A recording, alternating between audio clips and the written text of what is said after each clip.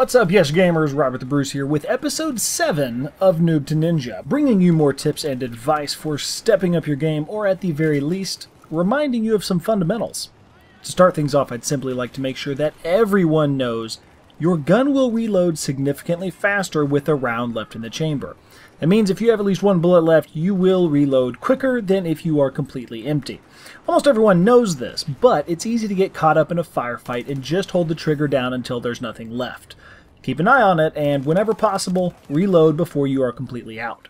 Next, I'd just like to say, don't forget about the small med pack. When you throw it down and run over it, you can keep running and your health will continue to regenerate. Because it's the gift that keeps on giving, I actually prefer it to the large meta pack. Something to consider for sure.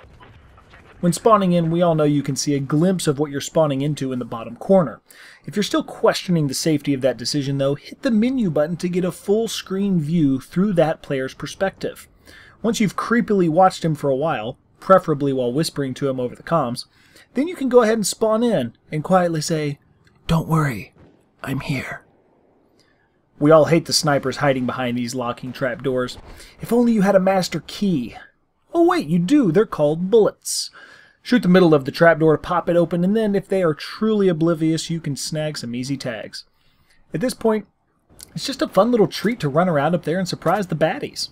My favorite is when there are multiple guys and they don't even realize what's happening while I take their tags one by one. Maybe I should put out a video on battlefield awareness for these guys. Don't forget this little trick should you ever find yourself wanting to place your faith in the trapdoor. I find that a claymore often does a much better job. You see a clip like this where I'm obviously headed in a certain direction and suddenly spin around just in time to kill a bad guy. How did I know he is there? What sorcery is this? Let's rewind that and bring up the audio. You'll notice I was paying attention and actually heard his parachute open up. That noise often means trouble, so I quickly glanced in the direction of the sound.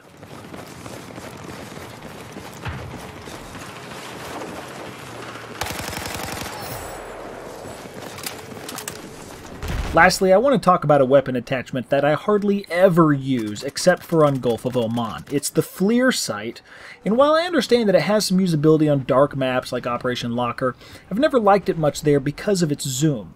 When the sandstorm rolls in on Gulf of Oman though, it is an amazing attachment to have. It allows you to see right through the storm with wonderful clarity, and since the map is quite large, the zoom is a great asset as well. Obviously, you want to put it on a weapon with decent range and accuracy, so keep that in mind.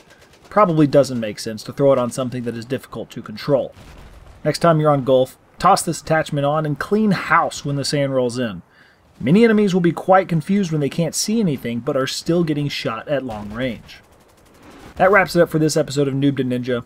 As always, thanks so much for watching, because without you, who'd keep the energy drink industry in business? I'm Robert the Bruce, and this episode is one more effort of mine to bring you from Noob to Ninja.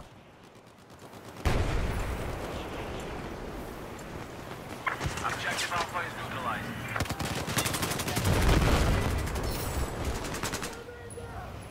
We have now control of objective Noob. Вражеского солдата вижу.